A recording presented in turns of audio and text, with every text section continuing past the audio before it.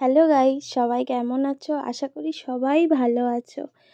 আর দেখো, সবার প্রথমে তোমাদেরকে নন্দুকে দর্শন করালাম, আমার মায়ের নন্দু। হ্যাঁ, ভগবান কারোর একার হয় না, ভগবান সবারই হয়। কিন্তু আমার মা নিজে হাতে করে এই ঠাকুর এনেছিল, এই ঠাকুর হাতে করে প্রতিষ্ঠা করেছিল। ওই জন্য সবসময় বলি নন্দু হলো মায়ের আরেকটা ছেলে, মানে বুঝতেই পারছো গোপালের কথা বলছি।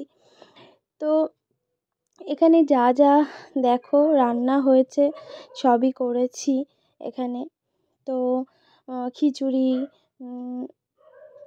পায়েস, চাটনি, ভাজা, পাঁচ তরকারি, তারপরে পাটিসাপটা, যা যেটুকুনি পেরেছি ভগবানকে নিবেদন করে বাবা পুজো দিয়েছেন। ইনি হলেন আমার বাবা। বাবা ব্রাহ্মণ, জন্মগতই পূর্বপুরুষ আমাদের ব্রাহ্মণ। তো আমাদের বাড়িতে পুজো আর্চা হতেই থাকতো আগে, এখনও মোটামুটি হয়। তো দেখো, ভগবান দর্শন করে নাও, তারপরে বলছি। তো বন্ধুরা, জানো তো এই আজকের এই বিশেষ দিনটা একটা বিশেষ দিন আজকে, কিন্তু ভালো দিন নয়। এটা আমার কাছে খুবই মর্মান্তিক দুঃখেরই দিন।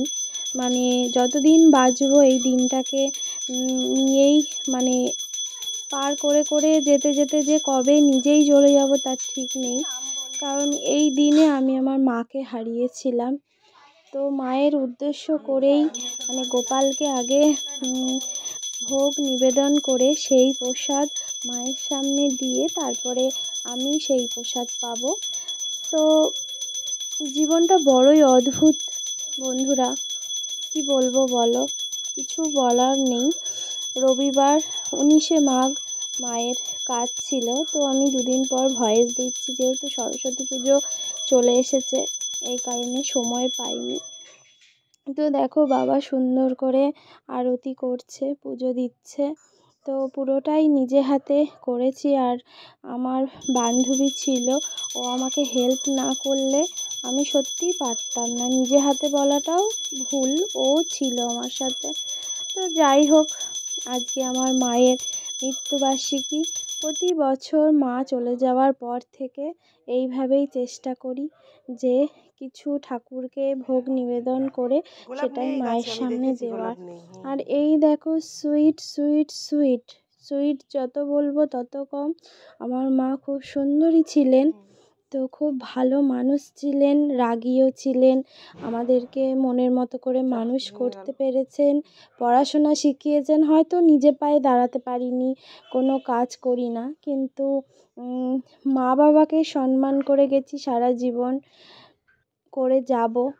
আর এই দেখো, মায়ের সামনে ভোগ নিবেদন করলাম, এই প্রসাদটুকুই আমি পাবো।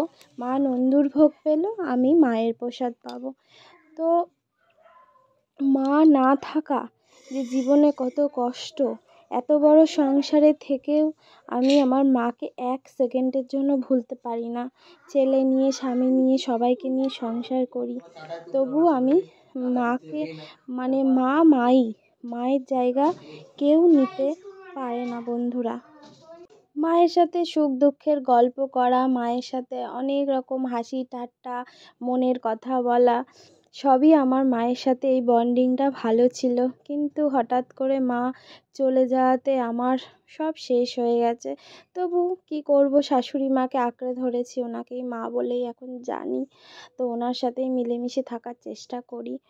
তো অভাগা হয়ে গেছে মাঝখান থেকে আমার বাবা। এই বয়সে স্ত্রীকে হারিয়ে উনি একটু, কি বলবো, একা থাকতে হয় ওনাকে। যতটুকুনি পারি বাবাকে আমি, কি বলবো, সময় দেওয়ার চেষ্টা করি। কিছু করার নেই, ওনাকেও একা একা থাকতে হয়। তো বন্ধুরা, এগুলো অনেক পুরনো ছবি, মায়ের স্মৃতির উদ্দেশ্যে আমি তোমাদের সাথে শেয়ার করছি।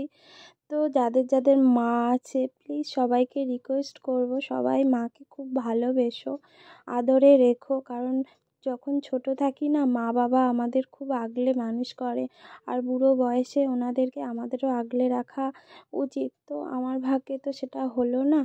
তো বন্ধুরা আজকে আসি, টাটা, দেখা হবে পরের ভিডিওতে।